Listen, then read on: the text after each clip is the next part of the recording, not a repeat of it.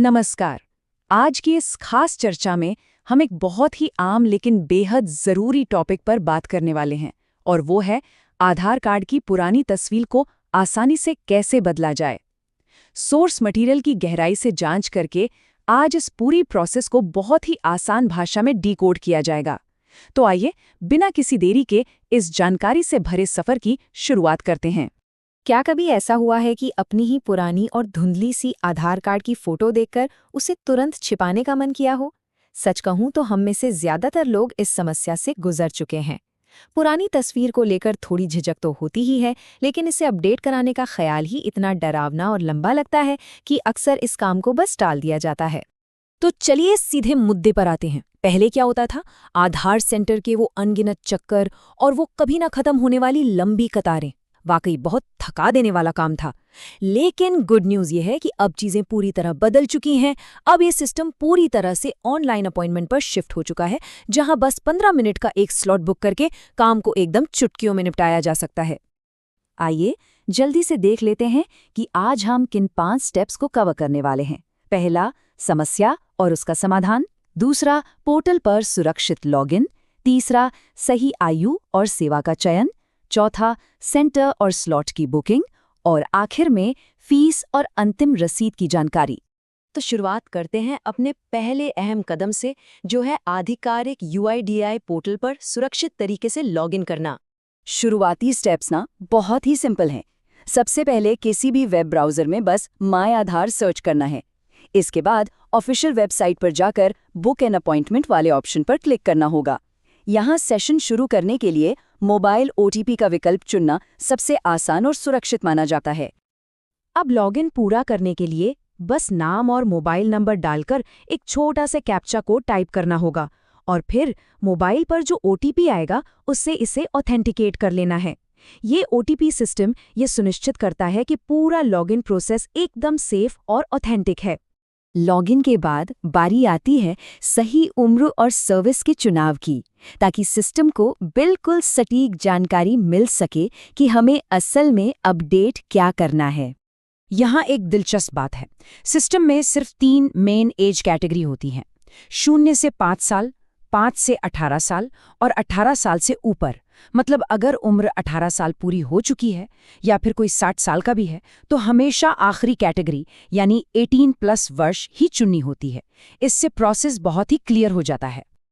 अब सर्विस चुनते वक्त खास ध्यान रखना है कि सिर्फ अपडेट डेमोग्राफिक बायोमेट्रिक डॉक्यूमेंट वाले विकल्प पर ही क्लिक हो। तस्वीर बदलने का काम शुरू करने के लिए बिल्कुल इसी मेन्यू ऑप्शन की ज़रूरत होती है। और यहाँ एक बहुत ही शानदार बात सामने आती है। जब फोटो अपडेट का ऑप्शन चुना जाता है तो असल में पर्दे के पीछे क्या होता है? ये सिर्फ एक नई फोटो लगाना नहीं है, बल्कि ये एक पूरा बायोमेट्रिक रिफ्रेश है, जिसमें आंखों का आइरिस स्कैन और उंगलियों के नए निशान भी शामिल हो जाते हैं। मतलब एक ही बार में पूरा का पूरा बायोमेट्रिक प्रोफाइल एकदम ताज़ा हो जाता है। चलिए अब बढ़ते हैं अपनी सेंटर और स्लॉट बुकिंग की तरफ, जहां अपनी सहूलियत के हिसाब से सही जगह और समय तय करना है। आसपास का सेंटर ढूंढने के 2 बड़े ही कारगर तरीके हैं। पहला, सीधे अपने एरिया का पिन कोड डालिए, जिससे बिल्कुल लोकल और सटीक सेंटर्स मिल जाएंगे, जैसे कि कोई नज़दीकी पोस्ट ऑफिस। और दूसरा तरीका है रेंज के हिसाब से खोजना, जो 5 किलोमीटर से लेकर 20 किलोमीटर तक के दायरे में आने वाले सभी सेंटर्स की लिस्ट दे देता है। अब स्क्रीन पर एक कैलेंडर दिखेगा। इसमें उन तारीखों पर नजर डालनी है जो नीले रंग यानी ब्लू कलर से हाईलाइट की गई हैं। UIDAI का सिस्टम खास तौर पर इसी नीले रंग का इस्तेमाल करता है, ताकि तुरंत पता चल सके कि बुकिंग के लिए कौन-कौन से दिन अभी खाली हैं। इसके बाद बस 3 छोटे-छोटे कदम और। एक नीली तारीख चुनिए, अपनी पसंद का एक खाली टाइम स्लॉट सेलेक्ट कीजिए और कंफर्म एंड प्रोसीड पर क्लिक कर दीजिए। और पता है, अपनी पसंद का ये फिक्स टाइम स्लॉट बुक करने की यही वो सुविधा है जिसने पुरानी व्यवस्था की उन अंतहीन कतारों को हमेशा के लिए खत्म कर दिया है। अब आते हैं अपने आखिरी हिस्से पर, फीस और फाइनल रसीद। इस कदम पर कागजी कार्रवाई और खर्च को लेकर जो भी गलतफहमियां हैं वो सब पूरी तरह से दूर हो जाएंगी। और सबसे बड़ी राहत की बात पता है क्या है? सोर्स स्पष्ट रूप से कहता है कि बायोमेट्रिक और फोटो अपडेट के लिए किसी भी तरह के डॉक्यूमेंट की बिल्कुल ज़रूरत नहीं है। जी हाँ, इस पूरे काम में कोई भी एक्स्ट्रा कागजी कार्रवाई शामिल नहीं है। फाइनल कंफर्मेशन स्क्रीन पर आने के बाद बस अपनी बेसिक डिटेल्स चेक करनी होती हैं। आधार नंबर दर्ज करके बायोमेट्रिक/फोटो वाले बॉक्स को चेक किया जाता है और फिर नेक्स्ट पर क्लिक करना होता है। यहाँ नाम और मोबाइल नंबर जैसी जानकारी एक बार दोबारा चेक कर लेना हमेशा अच्छा रहता है। तो अब सबसे ज़रूरी पॉइंट आता है खर्च का। पूरे बायोमेट्रिक अपडेट के लिए जो स्टैंडर्ड फीस अब तय की गई है वो है ठीक 125 रुपये। एक टाइम था जब ये फीस अलग अलग हुआ करती थी, लेकिन अब संपूर्ण बायोमेट्रिक रिफ्रेश के लिए बस यही एक फिक्स्ड अमाउंट है। यहाँ एक बहुत ही ज़रूरी प्रैक्टिकल डिटेल है जिसे याद रखना चाहिए। ये 125 रुपये की फीस ऑनलाइन नहीं देनी होती। ऑनलाइन पेमेंट फेल होने या अटकने के झंझट से बचने के लिए पोर्टल पर बस कंफर्म करना होता है और पैसे सीधे आधार सेंटर पर जाकर आमने सामने चुकाने होते हैं।